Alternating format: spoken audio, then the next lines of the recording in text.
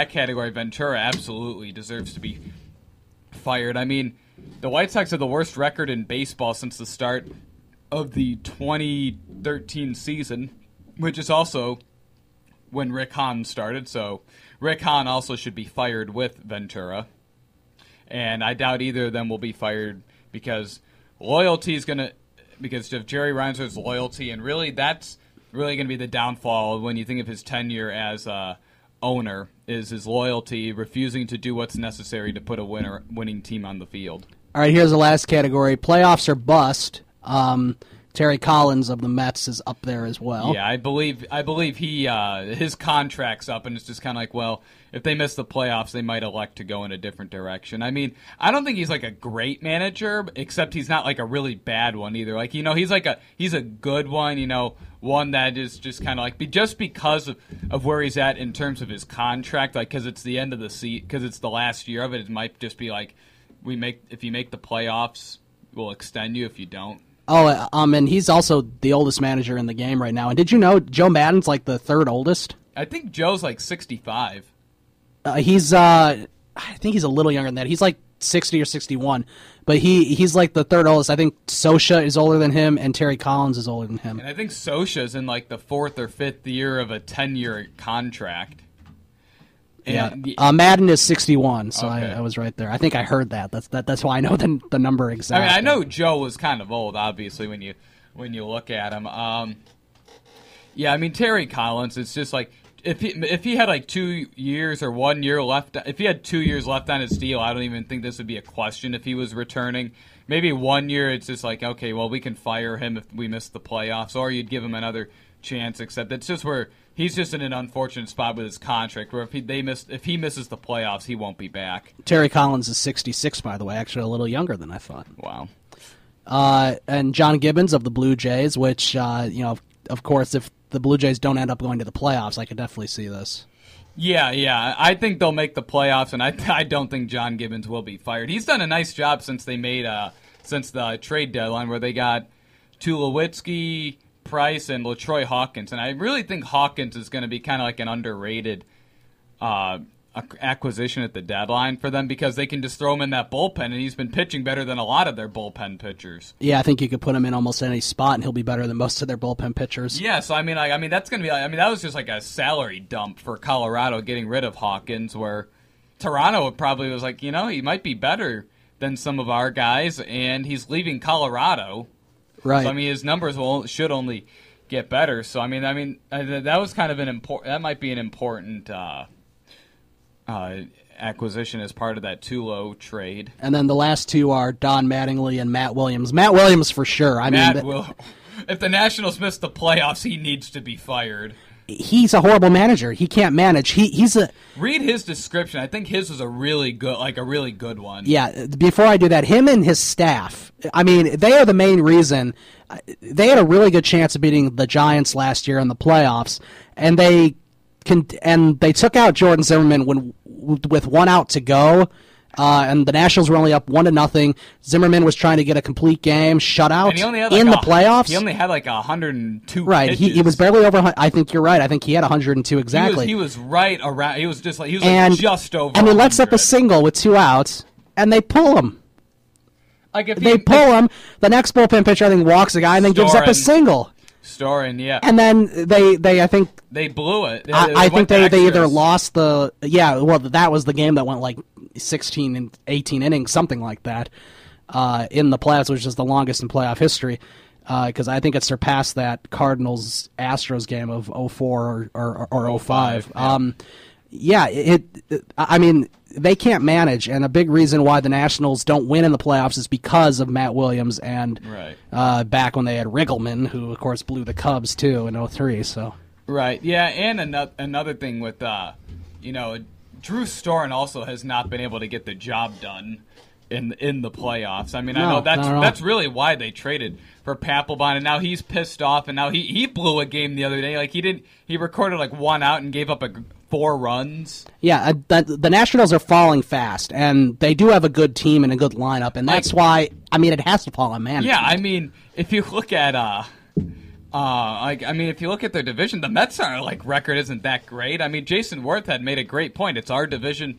It's the Nationals' division to lose, and well, it's supposed to be at the beginning of the season, and it was up until early July. Yeah, I mean, really, the Nationals had no business not winning the division, signing Scherzer in the offseason. Right. And, I mean, the Cubs look at their staff. Yeah, the Cubs, I mean, if Strasburg would just stay healthy for once, I mean, then they would be... Pfister got moved to the bullpen. Strasburg's been bad and injured. Gio Gonzalez has been inconsistent. Zimmerman's been good. He hasn't been as good as usual. No, Scherzer's not been really. Scherzer's been dominant. Their bullpen has done a nice job, and I mean, I don't think anyone would have thought the Cubs would have a better record than the Nationals at this point. And the Cubs are ahead of the Nationals in the wild card by 5.5 games. The Cubs would be in first place. I mean, we've heard this for a couple weeks. They'd be in first place in every division but their own in the AL Central. Mm-hmm. Where they would have the number one wild card in the AL. Yes, they would. Okay, so here's what it says about Matt Williams. The injuries largely are responsible for the Nats' inconsistency, and the team could ignite now that the players are reasonably healthy. Both the Nationals and Mets should benefit from playing weak NL East opponents in September. Still, what happens if the Nats once again fail to realize their vast potential? Williams declined to line up his rotation so that Max Scherzer would face the Mets in either of the two series after the break, then failed to use either of his top two relievers, Drew Storen and Jonathan Papelbon, while getting swept in a closely contested 3-game series at Citi Field. Greater urgency seemed warranted. Yes, and that's exact. He can't manage. Those last 3 sentences is the reason I asked you to read that, because I knew it said something about his poor managing. Yeah, he can't manage. Why wouldn't you line up your rotation to have Max Scherzer pitch against the Mets? I mean, look at the Cubs. The Cubs are possibly doing it just to have Hamill pitch instead of Heron against Sale. Yes, exactly. I mean, it's not a big difference, but even though they'll probably still lose the game anyways. This is a lot worse. I mean, you're trying to win the division, and you line up your rotation so your best pitcher doesn't pitch in either series against the Mets, who are leading you by a few games. And then I believe that they haven't scored a run in 2 games. I think the Dodgers have shut them out 2 straight games. Yeah, but the Dodgers did shut them out 2 straight, I think. Yeah, Kershaw pitched yesterday, and he was dominant again. Obviously, you're not going to beat Kershaw, especially late in the season like this. Yeah, not unless Chris Bryant's batting and hitting 2 home runs off of him. Or if it's in the playoffs, then you might be able to get to Kershaw. Well, unless you're it has to be the Cardinals facing Kershaw in the playoffs. It'll probably happen again. They'll I'm sure end up playing him somehow in the... I mean, it's just... crazy. Yeah, and then you said another name was Don Mattingly. Don Mattingly was the other name. I mean, that's pretty obvious. When you have he's been on the hot seat for 4 years. When you have a completely new front office, it's okay, we'll give you a chance. If they don't win the World Series, I think he's getting fired. There's no reason why the Dodgers shouldn't be in the playoffs. That's for sure. I mean, I think especially when 2 of the teams in that division are bottom feeders, and Arizona's not very good. So. If the Dodgers don't win the World Series, I think Mattingly is getting fired. So many managers that need to be fired. There definitely needs to be a lot of change. I think it's if they didn't if Ned Colletti was still the GM and they still kept the same front office, I think Mattingly would stay. Except now it's Andrew Friedman and Farhan Zaidi and all of those guys, and also the Dodgers have an amazing pitching staff. We'll get to that after this. The new scouts, they want their own manager. I mean, that's just the gist of it. They're going to want their own manager, and period. That's it. They're going to want their own manager. I think they made the right move letting Mattingly stay. Give him another chance. Except I think they'll be looking for a Ron Gardenhire, Ron Renicky type baseball mind in the offseason. Bud Black's available. And, I mean, the Dodgers pitching staff, they got Kershaw, Greinke, Alex Wood, Matt Latos I think he has 1 strikeout since joining the Dodgers. In 2 or 3 oh my gosh. In 2 or 3 starts, he has a total of 1 strikeout. Oh, I like money. I like money. That's Matt Latos for you. Yeah, that's Lance Briggs for you too. Oh my gosh.